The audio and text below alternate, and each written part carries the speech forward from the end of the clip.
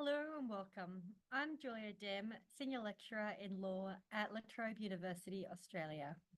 And together with my colleagues, Professor Nicole Graham from Sydney Law School and Zoe Ney, who's a PhD candidate at Melbourne Law School, we're leading the Climate Conscious Lawyers Project, which is working to transform legal education to ensure the next generation of legal professionals have the relevant expertise and competencies to deliver legal services and promote climate justice to a wide range of clients in a climate transformed world.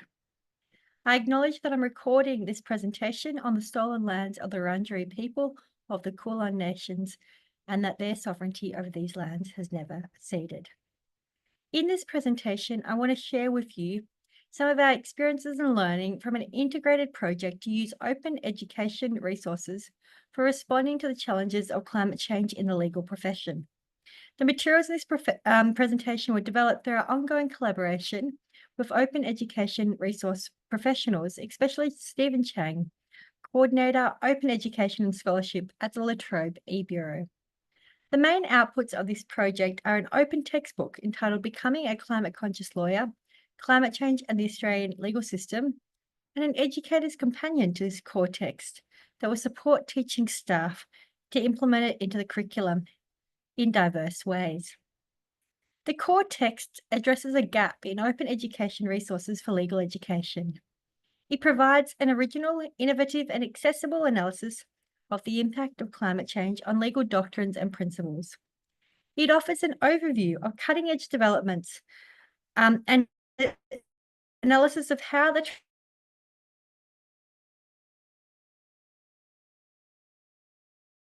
legal professionals, law students, and legal educators to understand current legal challenges, providing the know-how to strategically navigate and positively influence the development of law to respond to a climate-changed world.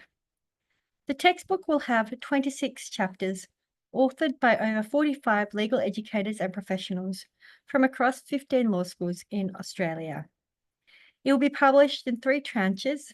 The first tranche was published in mid-2024, and tranche 2 and 3 are scheduled for publication in early 2025. The book is published through the La Trobe e-Bureau, one of Australia's leading open education resource publishers.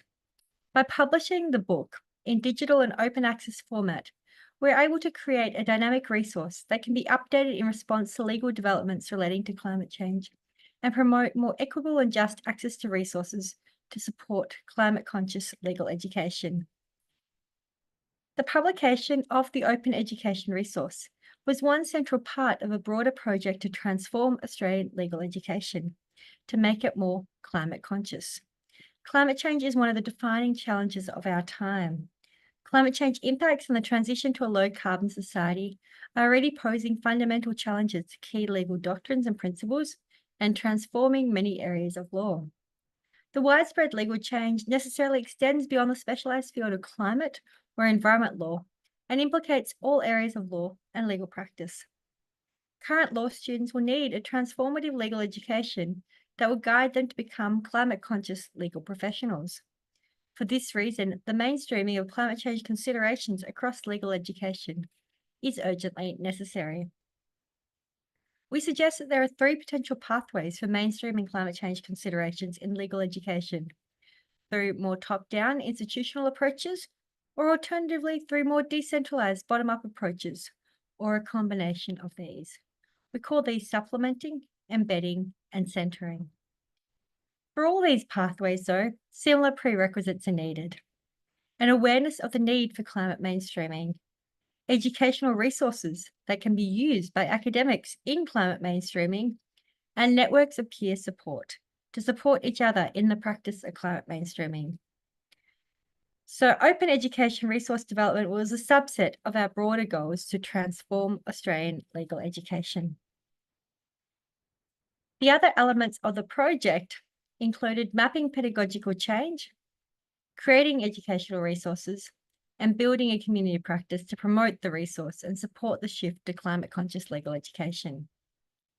A survey of Australian law academics conducted in 2023 showed that climate change is considered and discussed in many core Australian law subjects. However, the survey also revealed that several barriers remain to mainstreaming climate change in legal education, including a lack of resources, knowledge about best practice, and knowledge about climate legal practice.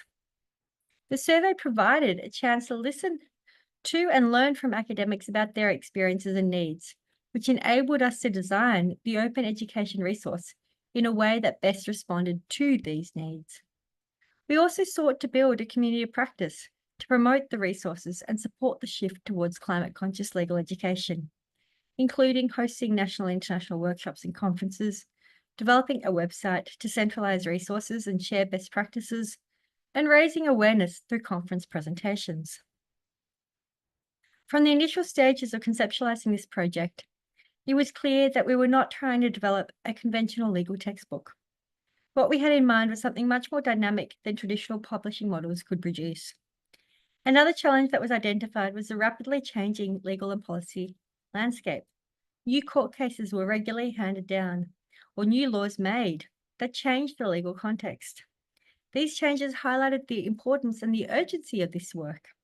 However, creating a resource that was adaptive and flexible enough to incorporate these changes also created new challenges. As a digital text, the project innovates on standard format materials, providing scope for the reader interaction through digital affordances, the possibility of student and teacher collaboration, and enables regular updates. Thus, the open education resource was never conceptualized as an output, but rather as a living text that would require regular updates and keep growing in response to changes in the legal landscape and the changing demands of users, both academics, students, and legal professionals. Open licensing technologies made it possible for us to create an equitable, adaptive, interactive, and dynamic resource. Working with experts on open education prompted deeper methodological reflections on the practice of developing an open education resource, how to utilize technological capabilities to promote accessibility engagement, as well as how to create a living resource that can be continuously updated. The close collaboration for La Trobe eBureau fostered new ambitious branches of this project, such as the development of an educator's companion to the core text. So as I mentioned, this collaboration has led to the expansion of the project in exciting new directions. We are now developing an educator's companion, which will be the first volume internationally to provide learning resources for climate-conscious legal education, including learning activities, case studies, and assessment tasks. One of the key learnings from this project was that the development of open education resources is most successful when it is part of a broader project that generates both interest in and an audience for the resource. There is ongoing work needed to drive take-up of this resource, both by individual academics, but also through institutional centering of climate change considerations in Australian law degrees. We also hope to promote this open educational resource to colleagues in other countries around the world and inspire them to do something similar to help make legal education in their jurisdiction more climate conscious also.